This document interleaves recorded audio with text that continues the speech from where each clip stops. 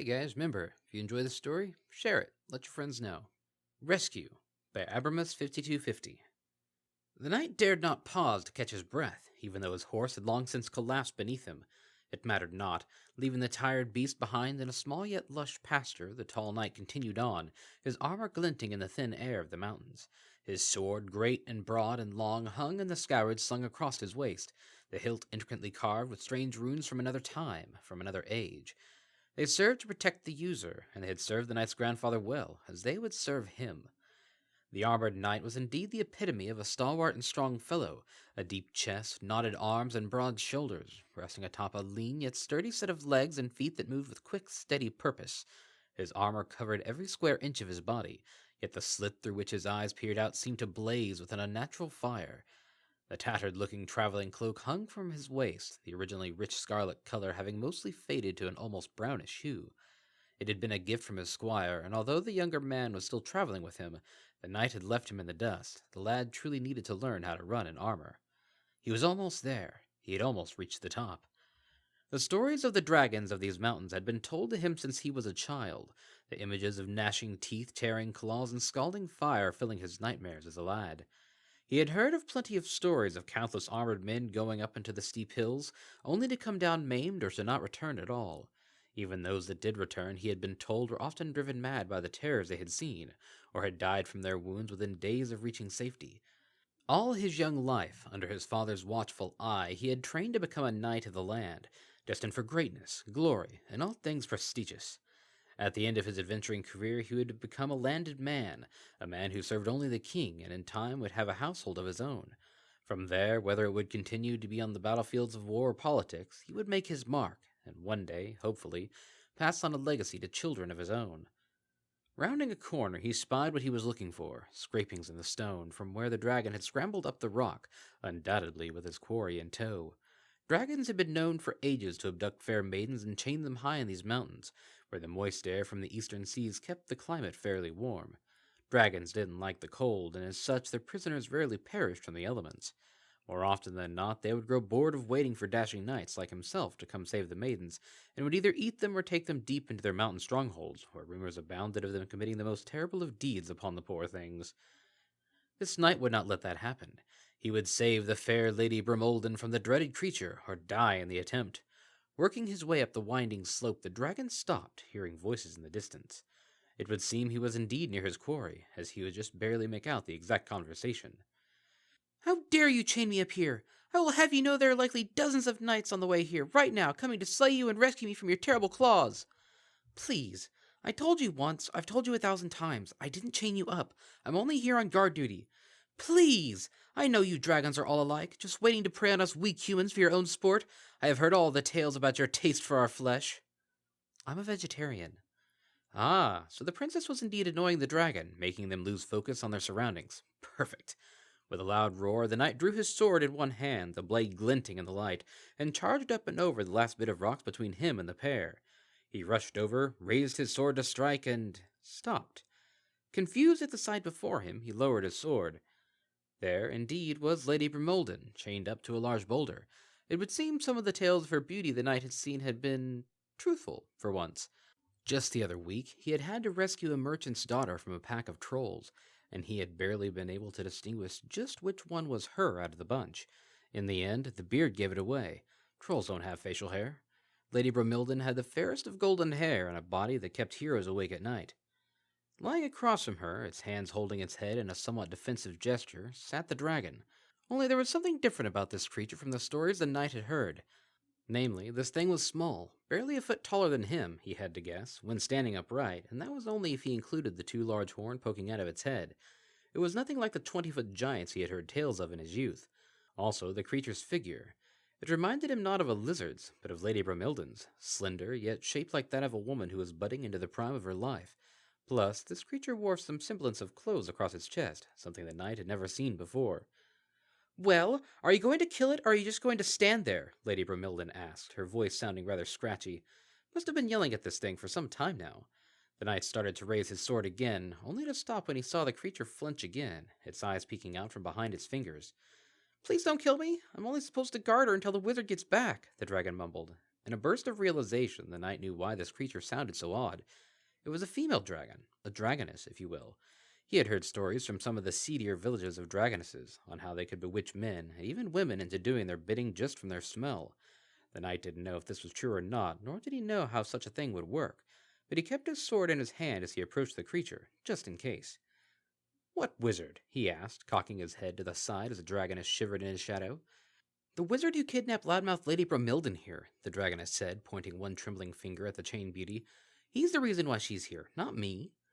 "That is not true. I knew knights were daft, but I never suspected one would be too interested in conversation with a dragon to slay it and free a fair maiden," Bromilden screeched, her teeth bared and her eyes wild.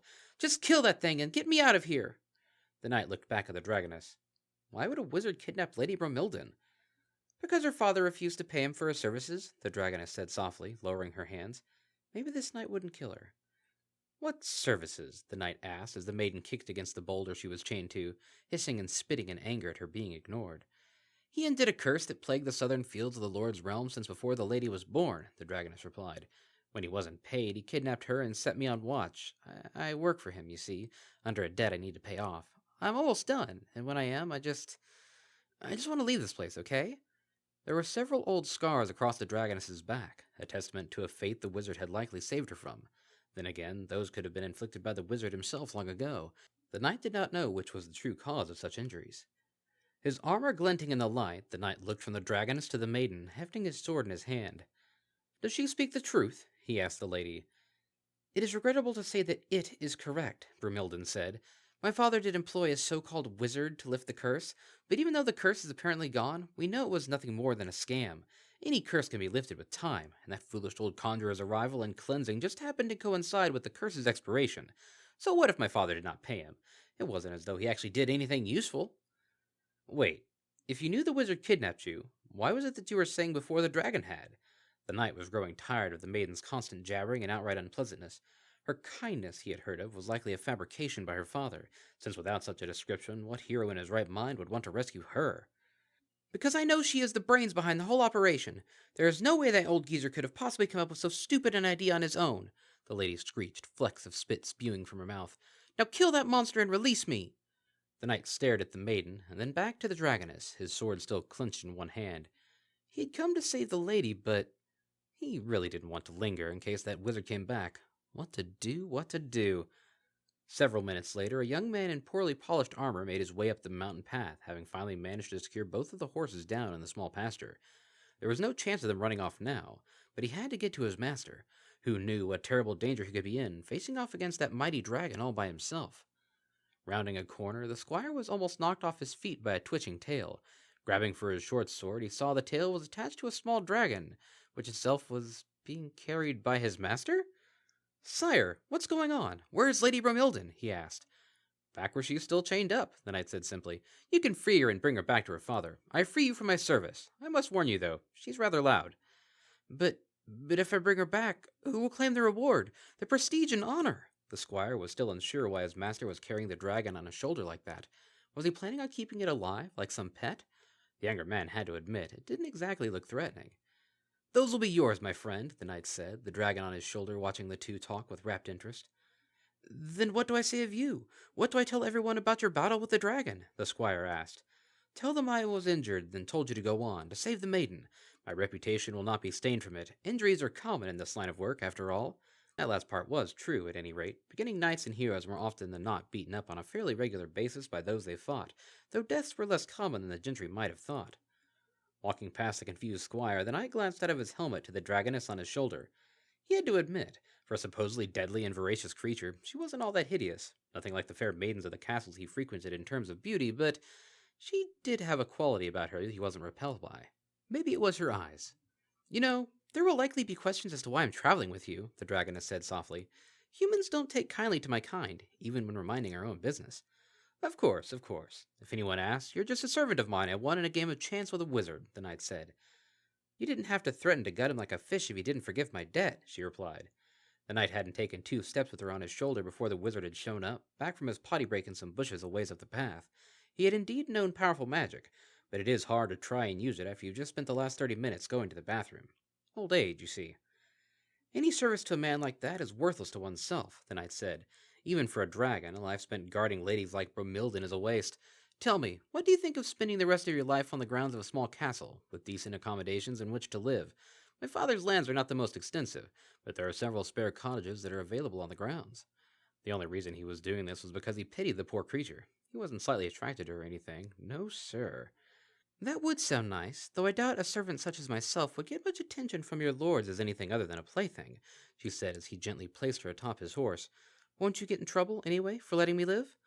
We'll see about that, the knight said with a smile as he led the pair of them away. Off in the distance, he could hear his poor former squire yelling at Lady Bromilden for digging her knees into his back. Her response was too terrible for him to try and think about. The poor squire's mother was not a massive troll. And that is how my grandparents on my father's side met, Discord said, finishing up his story for the small group of ponies gathered in the classroom. He had to be honest. He always loved story time with some of the younger citizens of Ponyville. They were always so attentive. Except for that bratty little pink earth pony in the front row, but he'd magically left her a few frogs in her backpack for her to discover when she got home. Hold on, hold on, hold on, Sweetie Belle said, raising her hoof in the air. You mean to tell me that the human knight and the dragoness get married?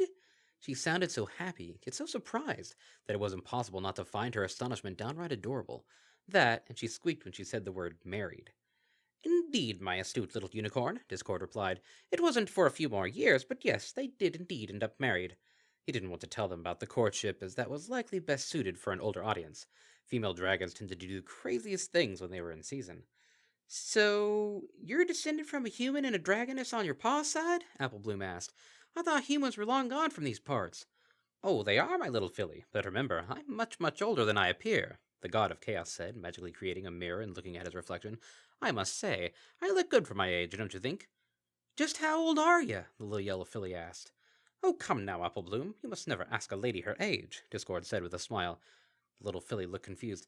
But you're not a Discord, sir? A small orange filly asked, cutting off what surely would have been an awkward conversation between her friend and their guest.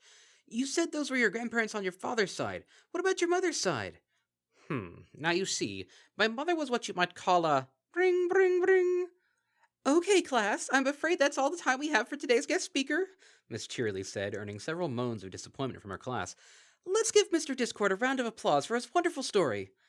The clapping of hooves echoed through the room, but softly, as these foals weren't exactly thrilled to see the god of chaos leave.